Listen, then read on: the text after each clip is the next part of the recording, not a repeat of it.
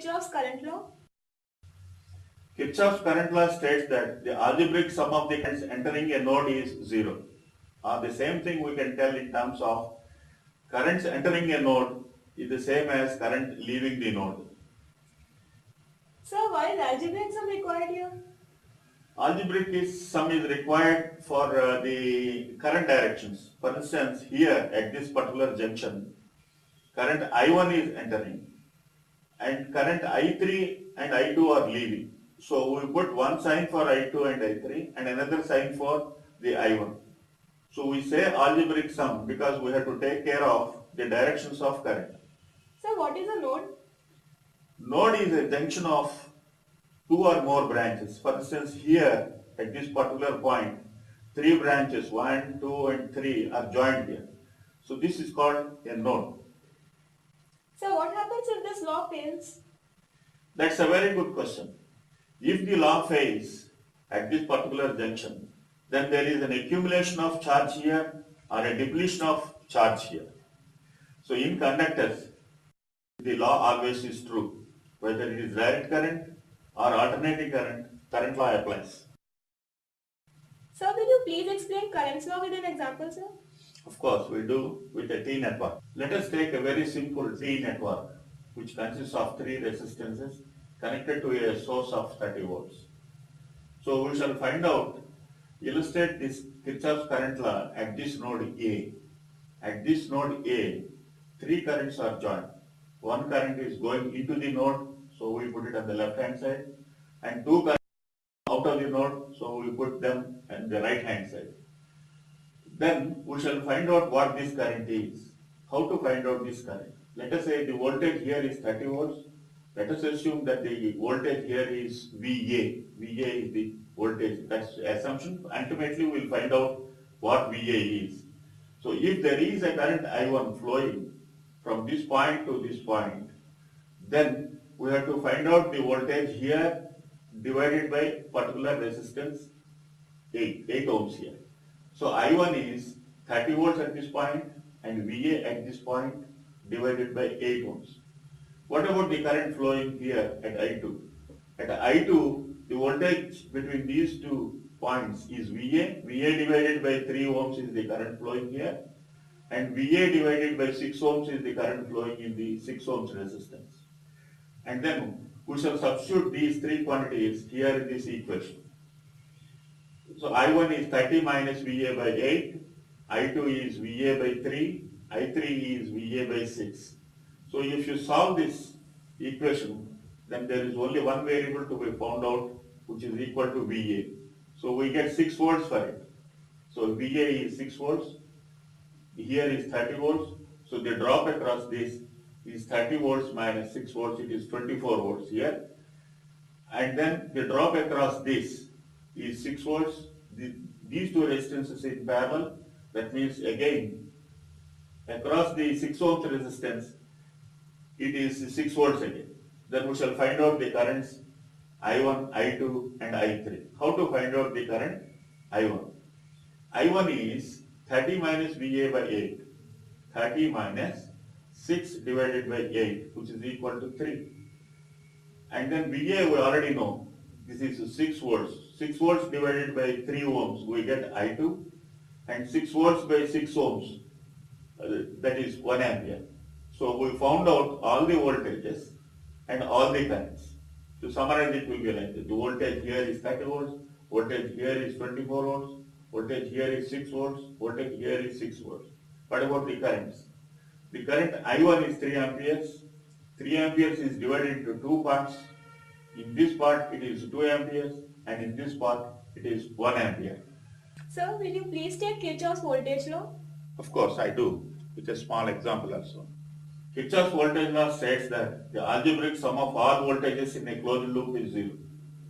And the same thing can be done as the sum of voltage drops equal to sum of voltage rises. The drops you will get it across the resistances, the rises usually you will get it across the sources. So you have to balance these two. Then you have to know what is known as a closed loop.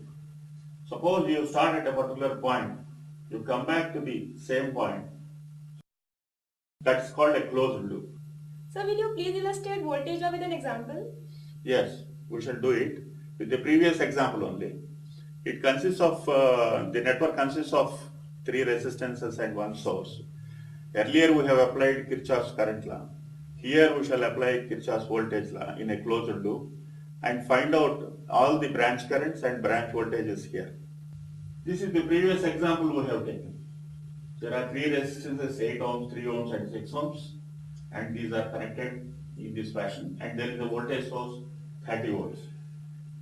And then in this particular law, there is a loop. Loop is, this is a closed loop. Current flows through this one.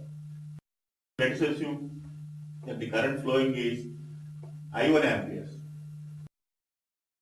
This is another loop. This current is called the loop current, and this current is I2.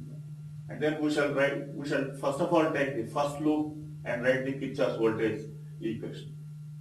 So Kirchhoff's voltage law states that the rises, sum of the rises are equal to sum of the drops. So what are the sum of the rises here in this loop? One is the voltage source. So here we have put sum of the voltage rises is 30 volts.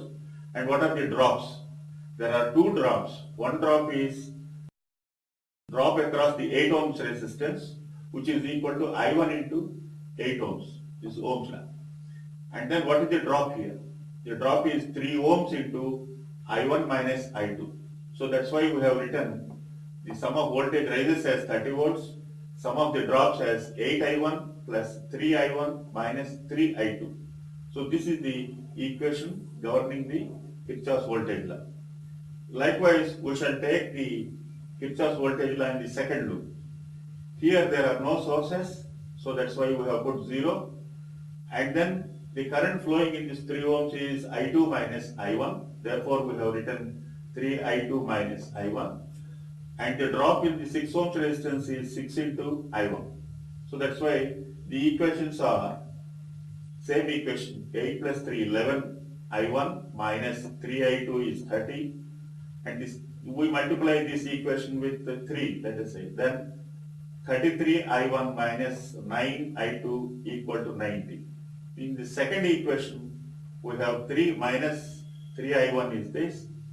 And then these two are 3 plus 6, 9 I2 is this. Therefore, we have two equations, 33 I1 minus 9 I2 equal to 90 ohms is one equation for the first loop.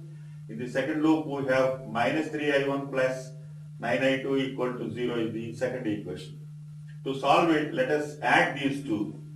If you add these two, this will get cancelled and we get 30 I1 equal to 90 ohms and I1 equal to 3 amperes. And if you substitute this in this equation or in this equation, we get the value for I2 as 1 ampere. So since we have the two currents, we can find out the voltages across the 8 ohms or 3 ohms or 6 ohms. The voltage across the 8 ohms is 8 into I1. I1 is 3 amperes, therefore 8 into 3 is 24 volts here. So the voltage drop is 24 volts here. And what about V2? V2 is the drop across 3 ohms. In 3 ohms, the current is 3 into I1 minus I2. So I1 is how much? I1 is 3 amperes, I2 is 1 ampere, therefore I1 minus I2 is 2 amperes, which is equal to 3 volts.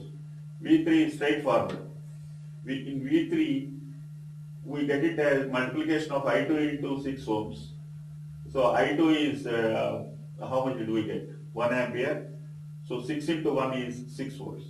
So just like in the previous case, we found out all the voltages and currents that are flowing on in all the three branches.